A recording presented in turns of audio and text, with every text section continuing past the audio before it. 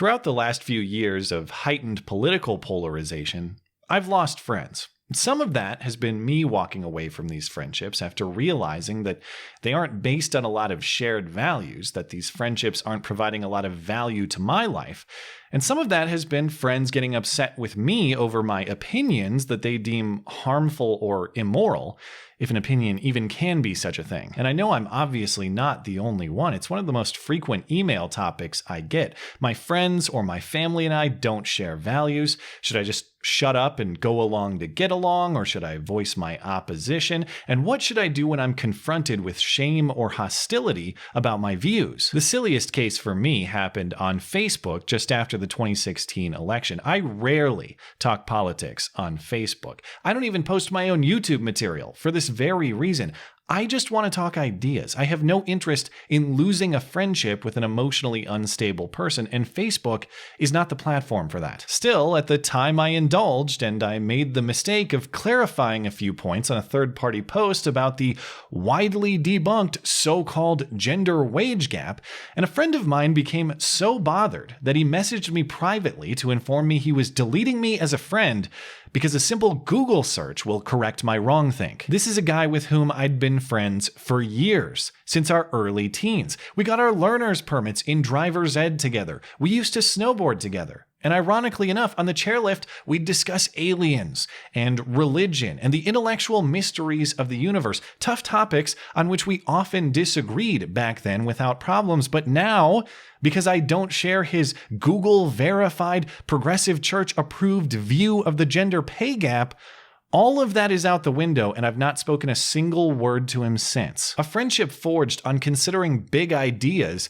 was instantly and emotionally dropped because I dared consider another perspective on a small one. The hours of deep discussion erased upon the first whiff of challenge to the progressive orthodoxy. This is the state of the political polarization that we face. That political allegiance is now more important than a decade plus of friendship. And this was nearly 3 years ago. I worry it's only worsened since. Still, that personal story of mine actually looks comparatively courteous relative to a news story told by ThinkProgress Trump reporter Zach Ford, who was promoting his newsletter on his own website, describing a very similar personal story with the roles reversed and the cause even more benign. It's the story of how he unfriended someone he's known since high school because she wore a MAGA hat. He subtitles the article, "Would you choose a hat over a friend?" as though that's the choice his friend made, not the choice he made. The reason I say this story is comparatively courteous is because this isn't just a story of one friend walking away from another like mine. It's the story of an ultimatum, and of course, Zach is somehow the good guy for giving it. It all started on the evening of the 4th of July. Zach was browsing Facebook when he saw a picture of an old high school friend celebrating the holiday with her daughter, committing human rights atrocities by wardrobe, wearing a Make America Great Again assault hat. Yes, I am taking a few paraphrasing liberties, but barely, because Zach says this is no ordinary hat. It's a symbol of all the oppression and injustice that is the Trump administration. It's an endorsement of caging kids, banning Muslims, firing trans people, and dozens of other ways Trump has undermined our democracy. Even if I were to grant that's a fair characterization of the Trump presidency, and I don't, why isn't it possible to hold a nuanced view and still support the president? Maybe your friend actually opposes every single one of those things, but thinks Trump has done a great job in the economy and thus supports his presidency overall. Put the shoe on the other foot. Zach Ford endorsed the Obama re-election campaign. Does that mean that Zach Ford endorsed the Obama caging of kids at the border? Does that mean Zach endorsed maybe not the banning of Muslims, but the droning of them, U.S. citizens no less? Does that mean Zach Ford endorsed Obama's past opposition to gay marriage? Or is it possible, Zach, that you have a nuanced view of the Obama record? You view some of it as good, you view some of it as bad, and ultimately you come down in support of the Obama presidency. If so, why do you get to enjoy that luxury of nuance, but not your friend? Zach says he explained all of this to his friend, that the hat is a threat. a warning that prejudice is welcome and that it's unacceptable for Zach to be subjected to that symbol from someone with whom he hypothetically has mutual trust. Zach, what would you say if I complained about being subjected to the idiocy of this article? Because it's outright torturous, and I have one of the bigger appetites for cringe of anyone I know. I'm guessing you'd say something like, nobody forced you to read it. You clicked the link. You read the lines. You can close the window at any time. And the same is true for you regarding these MAGA hats in your timeline, Zach. You have plenty of tools at your disposal to protect yourself from these digital hat attacks. I gave my friend an ultimatum, Zach writes. I told her I wouldn't unfriend her so long as she apologized for wearing the hat and promised me I wouldn't see it in my feed again. When she claimed I was trying to police her beliefs, I corrected her, pointing out that my conditions only regarded the hat, not her position on a particular issue. Except you just got done explaining how the hat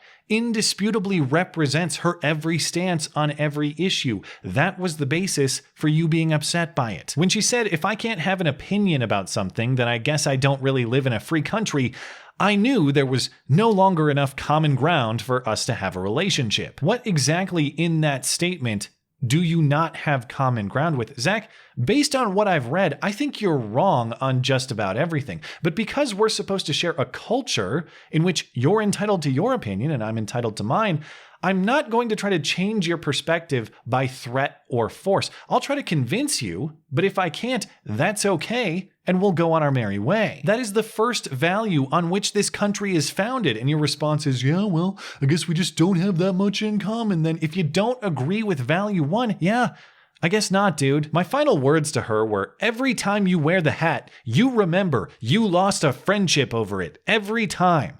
I know for sure I'll now think of her every time I see a MAGA hat, and I'll fear its corrupting power even more than I used to. What is this projection? You lost a friend over a hat, Zach. You're the one who walked away over a hat. Left alone, this woman would still be your friend because she doesn't view friendship and political affiliation as a mutually exclusive choice. It's that coercive element that really separates this case, and something we should all be wary of as we navigate this increasingly ridiculous social and political setting. It's not my perspective or advice that every friendship is worth saving. I've been on both ends of a friendship lost. I've left friends, and I've had friends leave me. And looking back, I'm not even bitter about my Facebook friend by comparison because he didn't try to coerce me. I think his perspective is ridiculous, sure, but he's entitled to it. Sometimes perspectives clash. Sometimes friendships lose value over time. Sometimes it's time to walk away. And sometimes telling your friend why you're walking away is a courteous thing to do. Much more courteous than fading away into the hedges like Homer Simpson, leaving your friend to wonder why you've disappeared. The point is, there's no element of force there, just a decision to go your own way, and there's nothing wrong with taking that path. It's only wrong to try to force someone else to take your path. Force and coercion rarely, effectively never, work in the end. We usually think about that rule in a political or legal context, but it's interesting in this case to see it tested in a social one. Government policy forced upon everyone against their will never works. Through the same reasoning, why would you expect a friendship forced upon someone to work well? Why would you expect someone to be your friend based on a threat of what you'll do to them if they don't comply? That's not a basis for friendship. That's just a basis for control, but control is the first principle of modern progressivism. Ban this, ban that, require this, require that, do this, don't do that, or you'll be punished. Using any tool we can get our hands on, our ideas are so good, they have to be forced upon you. Our ideas transcend voluntarism, which we don't care about anyway, because we know better about what's good for you than you do. Zach closes saying, stay platinum, a reference to a modified version of the golden rule, do unto others as they would have you do unto them, a supposed philosophy of supreme benevolence. Is this really how you would have us do unto you, Zach? Try to control your very thoughts for moral purity? There is nothing benevolent about such a thing. It's actually one of the most fundamentally illegitimate aggressions you can take against another person. That is why we as a culture decided to take care of that one first. Thanks as always for listening and for supporting this channel always. Appreciate that thoughtful discussion down below and especially over on Twitter. That is at ML Christiansen. You're always welcome to coming out and chat in my live streams. Those are linked down in the description. Looking forward to it. Goodbye.